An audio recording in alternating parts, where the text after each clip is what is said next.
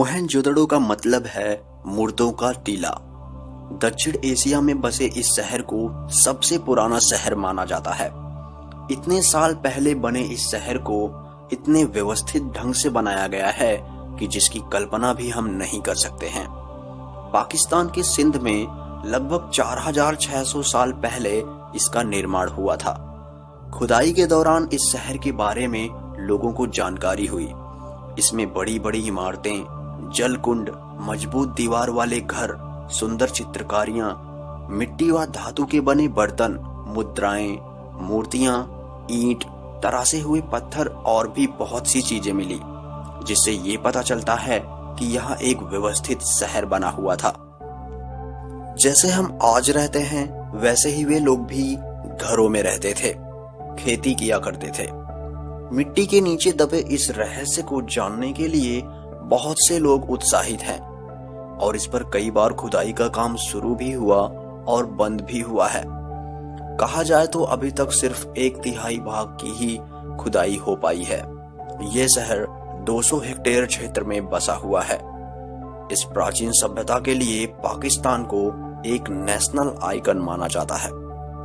सन 1856 में एक अंग्रेज इंजीनियर रेल रोड बनाते समय इस प्राचीन सभ्यता को खोज निकाला था। रेलवे ट्रैक बनाने के लिए ये इंजीनियर पत्थरों की तलाश कर रहा था जिससे वो गिट्टी बना सके। यहाँ उन्हें बहुत मजबूत और पुराने ईंट मिली जो बिल्कुल आज की ईंट की तरह बनी हुई थी। वहाँ के एक आदमी ने बताया कि सबके घर इन्हीं ईंटों से बने हैं जो उन्हें खुदाई में मिलते हैं। तब इंजीनियर समझ गया कि ये जगह किसी प्राचीन शहर के इतिहास से जुड़ी है। इस इंजीनियर को सबसे पहले सिंधु नदी के पास बसे इस सबसे पुरानी सभ्यता के बारे में पता चला था।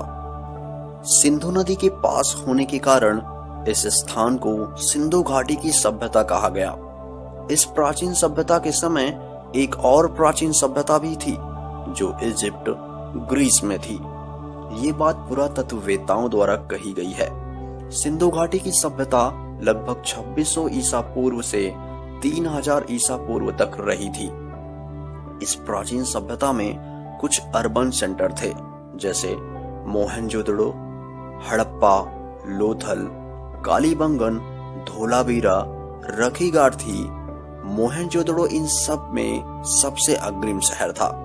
उस समय यह सबसे बड़ा व व्यवस्थित शहर माना जाता था, इसलिए पुरातात्विक ने इसकी सबसे पहले खोज शुरू की व इसके बारे में अधिक जानकारी इकट्ठी की। इसके बाद हड़प्पा ऐसा शहर था जो व्यवस्थित था व जिसको अग्रिम ढंग से बनाया गया था। मोहनजोदड़ो को देख ऐसा लगता है कि यह शहर किसी सफल सिविल इंजीनियर ने बनाया है, लेकिन इसे अर्बन कारीगर ने बनाया था। 1900 ईसा पूर्व में जब अचानक सिंधु सभ्यता का पतन हो गया तभी मोहनजोदड़ो भी मिट गया। इन शहरों में रहने वालों का तो पता नहीं, लेकिन इन्हें देख ऐसा लगता है कि पूरी प्लानिंग करके इनका निर्माण किया गया था। शहर के चारों ओर ईंट की मोटी दीवार थी जो रक्षा के लिए बनाई गई थी। इसके साथ ही पता लगाया गया कि कुछ लोग ईंट के घरों में रहते थे जो 3-3 मंजिल के बने हुए थे। कुछ घरों में बाथरूम भी थे जिसमें पानी निकास के लिए नालियां भी थी। दुनिया में पहली नाली का निर्माण यहीं से हुआ। पुरातत्व के अनुसार लोग खेती भी किया करते थे। उन्हें गेहूं, चावल उगाना आता था। वे लोग जानवर भी पाला करते थे। भारतीयों द्वारा मोहनजोदड़ो की खोज। सन 1922 में राखलदास बनर्जी जो पुरातत्व सर्वेक्षण के सदस्य थे, पाकिस्तान में सिंधु नदी के पास में खुदाई का काम किया था। उन्हें बुद्ध का स्तूप सबसे पहले दिखाई दिया, जिसके बाद आशंका जताई गई कि यहाँ नीचे कुछ इतिहास दबा हुआ है। इस खोज को आगे बढ़ाते हुए सन 1924 में काशीनाथ नारायण व सन 1925 में जॉन मार्शल ने खुदाई का काम करवाया। सन 1965 तक इसे भारत के अलग अलग लोगों की कमांड में करवाया गया, लेकिन इसके बाद इस खोज को बंद करा दिया गया और कहा गया कि खुदाई की वजह से प्रकृति को नुकसान हो रहा है। मोहनजोदड़ो की विशेषताएं। खोज के दौरान पता चला था कि यहाँ के लोग गणित का भी ज्ञान रखते थे। इन्हें जोड़, घटाना, मापना सब आता था। जो ईंट उस समय अलग अलग शहर में उपयोग की गई थी, वे सब एक ही वजन व साइज की थी, जैसे मानो इसे एक ही सरकार के द्वारा बनवाया गया था। पुरातत्ववेत्ताओं के अनुसार सिंधु घाटी सभ्यता के लोग गाने बजाने, खेलने कूदने के भी शौकीन थे। उन्होंने कुछ म्यूजिक इंस्ट्रूमेंट, खिलौने भी खोज निकाले थे। वे लोग साफ सफाई पर ध्यान देते थे। पुरातत्ववेत्ताओं को कंघी, साबुन व दवाइयां भी मिली हैं।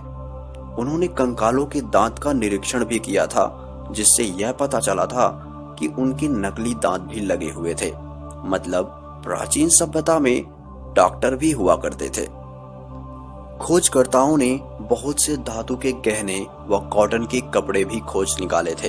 ये गहने आज भी बहुत से संग्रहालय में रखे हुए हैं। इसके अलावा बहुत सी चित्रकारी, मूर्तियां, सिक्के, दिए, बर्तन, औजार भी मिले थे, जिन्हें देश विदेश के संग्रहालयों में रखा गया है। खोज में पता चला था कि ये लोग खेती भी किया करते थे।